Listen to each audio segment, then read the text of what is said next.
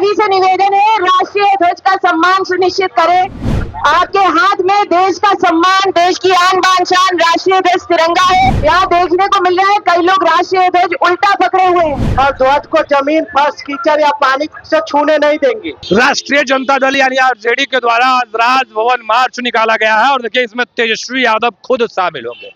पर इस मार्च में आरजेडी का झंडा नहीं बल्कि हाथों में तिरंगा है। देखिए पटना के एसडीएम उन्होंने कहा है कि राष्ट्रीय ध्वज का अपमान नहीं होना चाहिए। क्या कुछ है, कानून क्या कुछ है, देखिए बताते हुए नजर आ रही हैं।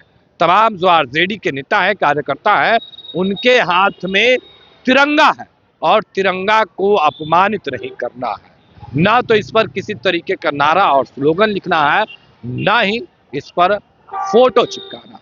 क्या कुछ कहते हुए नजर आ रही हैं। सबसे पहले हम आपको वो बयान सुनवाएंगे। राष्ट्रीय ध्वज का अपमान नहीं होना चाहिए, कानून क्या कुछ कहता है, सुनिए।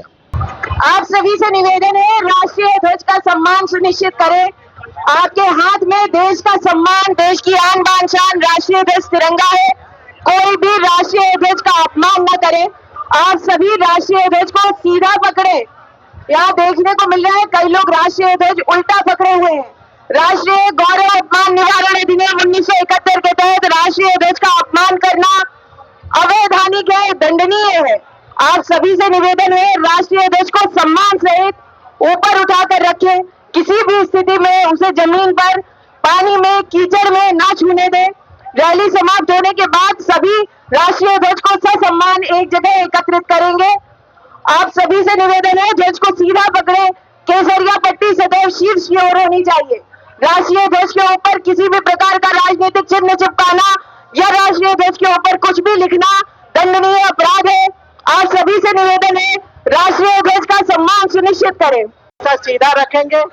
केसरिया पट्टी हमेशा ऊपर होनी चाहिए। ध्वज को कभी भी उल्टा नहीं फहराएंगे और ध्वज को जमीन, फर्श, कीचड़ या पानी से छूने नहीं देंगे। राष्ट्रीय ध्वज किसी भी प्रकार का नारा, नाम, चित्र, राजनीतिक चिन्ह लिखना, चिपकाना निषिद्ध है। सभी से अनुरोध है कि कार्यक्रम के बाद आप लोग राष्ट्रीय ध्वज को सम्मान पूर्वक जमा करते हुए उसको सम्मान से रखेंगे और राष्ट्रीय ध्वज का सम्मान को बनाए रखेंगे। तो अभी आपने सुना किस तरीके से राष्ट्रीय ध्वज को लेकर जो एसडीएम है उन्होंने तमाम जानकारी दी। उन्होंने कहा है कि किसी भी तरीके से राष्ट्रीय ध्वज का अपमान नहीं होना चाहिए, झंडा का अपमान नहीं होना चाहिए। देखिए जो झंडा है उसको जिस तरीके से सम्मान है उसी तरीके से सम्मान देना चाहिए। क्या कुछ कहते हुए नजर आ रही हैं। सबसे पहले हमने आपको वो बयान सुनवाया है। फिलहाल के लिए इतना ही। अब बने रहे फेस्टिवल झारखंड के साथ। धन्यवाद।